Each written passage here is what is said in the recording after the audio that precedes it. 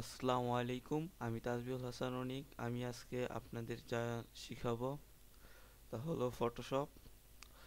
Photoshop শিখতে যা যা প্রয়োজন তা আমি আপনাদের আজকে বেসিক ধারণা দিব।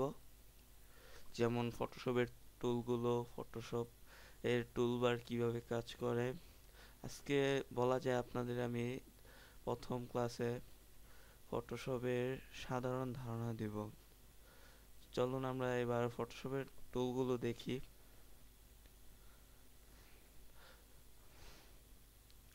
প্রথমে আমাদের ফটোশপ ওপেন করতে হবে। আরেকটি কথা আমি বলে নিই, আমি আজকে আপনাদের যা দেখাবো তা হলো অ্যাডোব ফটোশপ 7.0। তো আমরা ফটোশপটি ওপেন করলাম। ফটোশপটি ওপেন হতে একটু সময় লাগবে। আজকে আমাদের ক্লাস টুল পরিচিতি, ফটোশপের টুল দ্বারা কোনটা কিভাবে কাজ করে তার পরিচিতি।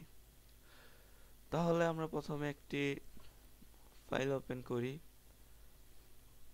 এখানে ওপেনে যেয়ে বা আমরা শর্টকাট কি কার্টল প্লাস ও কার্টল ও ক্লিক করলেই আমাদের ওপেন হবে, এই ফাইলটি আসবে। তো আপনি যেখানে আপনার ইমেজ বা বিভিন্ন ফাইল যেগুলো ফটোশপে ডিজাইন করা যায়, যেখানে রাখছেন সেখান থেকে সিলেক্ট করবেন। যেমন ডেস্কটপ, এখানে আমার একটা ইমেজ আছে,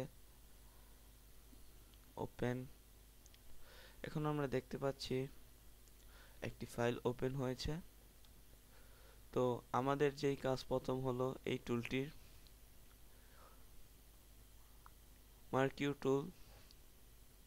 এই টুল দ্বারা আমরা বিভিন্ন জিনিস কপি করতে পারবো, যেমন এইভাবে দিয়ে সিলেক্ট করে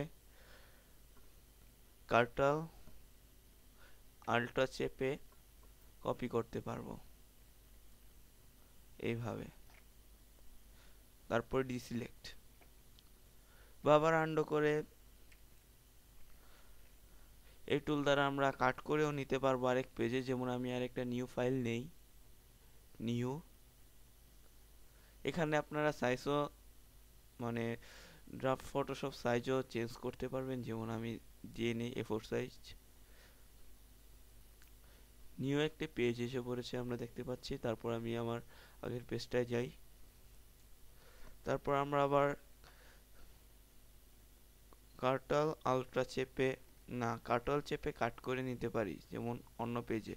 তো আমরা দেখতে পারলাম কিভাবে কার্টল আলট্রা চেপে কাট করে এক জায়গা থেকে আরেক জায়গায় নেওয়া যায়, বা কিভাবে এক ছবি থেকে কেটে আরেক ছবিতে আপনার বসানো যায় বা এডিট করা যায়। সো তারপর আমরা দেখব এই কি দ্বারা আমরা কার্টল আলট্রা চেপা লাগে না, আমরা এইভাবেই কাট করতে পারি এই টুল দ্বারা। সো আন্ডু দিয়ে দিলাম। আবার ডিসিলেক্ট লেস টুল দ্বারা আমরা বিভিন্ন জিনিস সহজভাবে কাট করতে পারি। যেমন এইভাবে একটা মার্ক করব,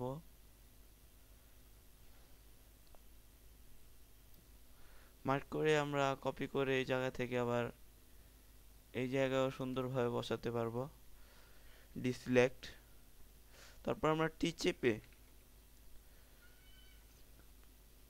ডিসিলেক্ট করছি।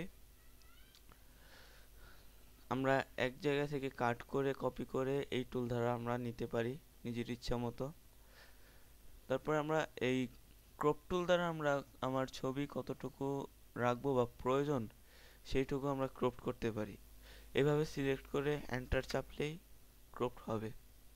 সো আমি আমার ছবিটি ক্রপ করে নিলাম। তারপর আমরা ক্লোন স্টেম টুল দ্বারা একটা জায়গায় কপি করতে পারি। যেমন আমি আল্টার চেপে মাউসের বাম বাটনে ক্লিক করলাম, ক্লিক করে এতটুকু জায়গা কপি করলাম। তারপর আমি আবার বাম বাটনে চেপে ওই জায়গাটায় এই জায়গায় পেস্ট করে দিলাম। সো আবার আমরা আনডু করলাম।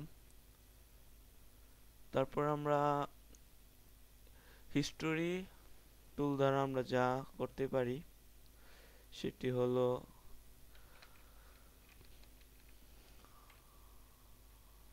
আমাদের প্রথমে এটা বড় করতে হবে। যেমন আমার এই জায়গায় হিস্টোরিটাকে যেমন ছিল তা হয়ে যাবে। আবার আমি বাম বাটনে ক্লিক করে এই করে নিলাম।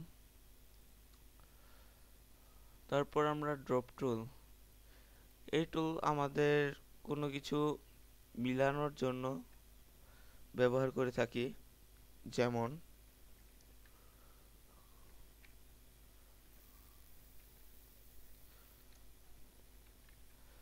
যেমন আমরা দেখতে পাচ্ছি। সো আমরা যা দেখছিলাম তা হলো কিভাবে একটি মানুষের চেহারা আরেকজনের শরীরে অ্যাডজাস্ট করা যায়। তেমনি আমি এই ছবিটা থেকে কাট করে এই ছবি মাথায় এনে লাগিয়ে দিলাম। আর আমরা এই টুল দ্বারা যা করব এটা হলো ড্রপ টুল। এই টুল দ্বারা আমরা লেগে থাকা বা বোঝা যায় এমন চিহ্নগুলো ড্রপ করে দেব, মিলিয়ে দিব যা বলতে। এটা হলো এই টুলের পরিচিতি। আর এই টুল আমরা বিভিন্ন জিনিস যেমন এই চেহারা কালার অ্যাডজাস্টমেন্ট করতে আমরা এই টুল ব্যবহার করে থাকি, বা ছবি সৌন্দর্য বৃদ্ধির জন্য আমরা এই টুল ব্যবহার করে থাকি। তেমনি যেমন আমরা দেখতে পাচ্ছি এই জায়গায় আমরা ব্রাইটনেস ইউজ করতে পারি এই টুল দ্বারা।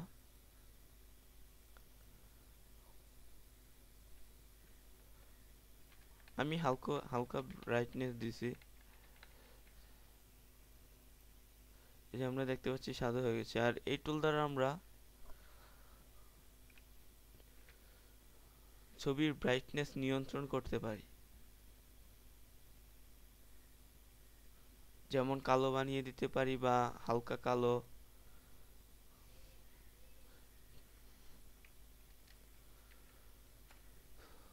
আর এই টুল দ্বারা আমরা ছবিতে লিখতে পারি, যেমন এখানে আগে আমরা সাইজটা ঠিক করে নেই, তাহলে আমাদের দেখতে সুবিধা হবে। যেমন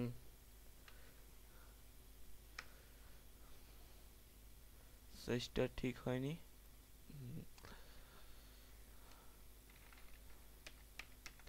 যেমন আমি লিখছি, তারপরে আমরা আবার ওই টুলটা ইউজ করতে পারি লেখাটা সরানোর জন্য। এটা আমার লেখা। সো আজকে এতটুকুই। আশা করি আপনারা এই টিউটোরিয়ালটা দেখে মজা পাবেন এবং আগ্রহী শিখবেন। সো আপনারা আশা করি ভালো থাকবেন এবং প্রথম ক্লাসে আমার এই প্রথম টিউটোরিয়াল ক্লাসে টুল পরিচিতি হয়েছে। তারপর আমি আরো অনেক জিনিস দেখাবো যা ফটোশপে image adjustment, image size converter এগুলো দেখাবো। ইমেজে ছবি কিভাবে অ্যাডজাস্টমেন্ট করতে হয়, ব্রাইটনেস কালার এগুলো সব আমি দেখাবো। সো প্রথম ক্লাসে এতটুকুই যথেষ্ট। শুধু আজকে আমি আপনাদের টুল পরিচিতি শেখালাম। আশা করি আপনারা মনোযোগ দিয়ে দেখবেন এবং ভালোভাবে শিখবেন। সো দ্বিতীয় টিউটোরিয়ালে আবার দেখা হবে। আসসালামু আলাইকুম।